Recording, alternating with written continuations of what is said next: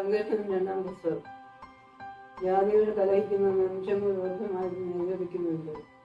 യഹോവയ്ക്ക് വേണ്ടി അഭിഷേകത്തിന് വിരോധമായി ഭൂമിയിലെ രാജാക്കന്മാർ അധിപതികൾ തമ്മിൽ ആലോചിക്കുകയും ചെയ്യുന്നത്. നാം അവരുടെ കെട്ടുകളെ പൊട്ടിച്ച് അവരുടെ കയറുകളെ എറിഞ്ഞുകളക. സ്വർഗത്തിൽ വസിക്കുന്നവൻ ചിരിക്കുന്നു, കർത്താവ് അവരെ പരിഹസിക്കുന്നു. അന്ന് അവൻ കോപത്തോടെ അവരോട് അരുളിച്ചെയ്യും, ക്രോധത്തോടെ അവരെ ബന്ധിപ്പിക്കും. എൻ്റെ വിശുദ്ധ പർവ്വതമായ സിയോനിൽ ഞാൻ എൻ്റെ രാജാവിനെ വാഴിച്ചിരിക്കുന്നു.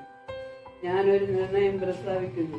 യഹോവ എന്നോട് അരുളിച്ചെയ്തത്, നീ എൻ്റെ പുത്രൻ, ഇന്ന് ഞാൻ നിന്നെ ജനിപ്പിച്ചിരിക്കുന്നു. എന്നോട് ചോദിച്ചു കൊള്ളുക, ഞാൻ നിനക്ക് ജാതികളുടെ അവകാശമായും ഭൂമിയുടെ അറ്റങ്ങളെ കൈവശമായും തരും.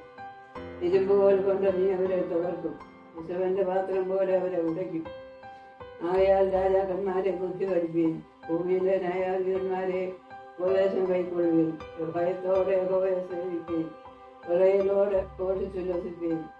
അവൻ കോപിച്ചിട്ട് നിങ്ങൾ വഴിയിൽ വെച്ച് നശിക്കാതെ ഇരിക്കാൻ പുത്രനെ ചിന്തിക്കും. അവന്റെ കോപം ക്ഷണത്തിൽ പിടിക്കും.